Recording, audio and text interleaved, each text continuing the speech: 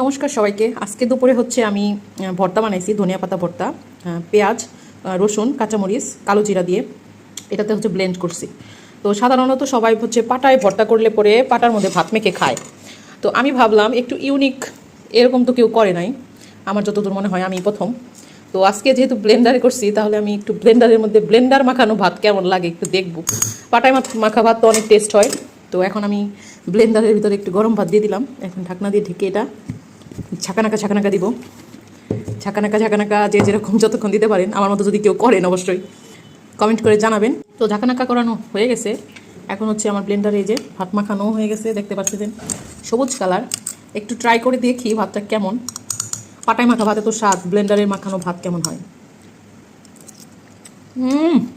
Just wow. আমি এখন আমার মেয়েকে দিয়ে একটু ট্রাই করে দিছি, আপনারা তার কাছ থেকে রিভিউটা নেন।